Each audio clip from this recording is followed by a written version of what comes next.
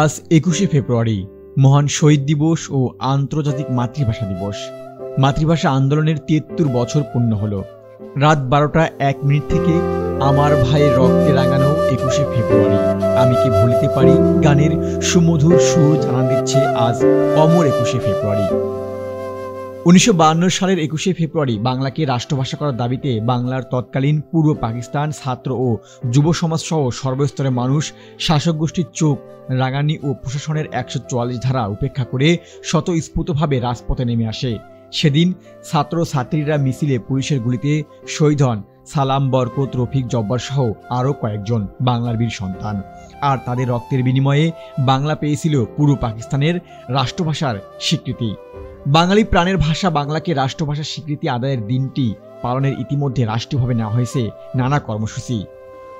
শুক্রবার দিবসের প্রথম প্রহরের কেন্দ্রীয় শহীদ মিনারে পুষ্পস্তবক অর্পণ করে ভাষা শহীদদের প্রতি শ্রদ্ধা নিবেদন করেন বিভাগীয় কমিশনার মোহাম্মদ শহীদুল ইসলাম। পরে সিটি কর্পোরেশন প্রশাসক, DIG Rangpur range, metropolitan police commissioner, জেলা প্রশাসক, জেলা পুলিশ সুপার, মুক্তিযোদ্ধা সংসদ, Rangpur press club, Rangpur reporters club, সাংবাদিক ইউনিয়ন, বিএনপি সহ বিভিন্ন সামাজিক, সাংস্কৃতিক ও বিভাগীয় মহিলা ক্রীড়া সংস্থা, পেশাজীবী সংগঠন, রাজনৈতিক দলের নেতাকর্মীরা সহ সর্বস্তরের মানুষ শহীদ মিনারে ভাষা আন্দোলনে শহীদদের গভীরভাবে স্মরণ করে ফুলের শ্রদ্ধাঞ্জলি জানান।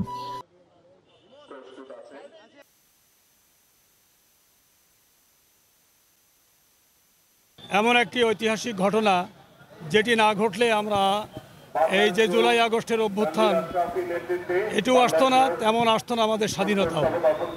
অর্থাৎ ইতিহাস, ঐতিহ্য, আমাদের সংস্কৃতি, আমাদের সব কিছুর মূল ভিত্তি।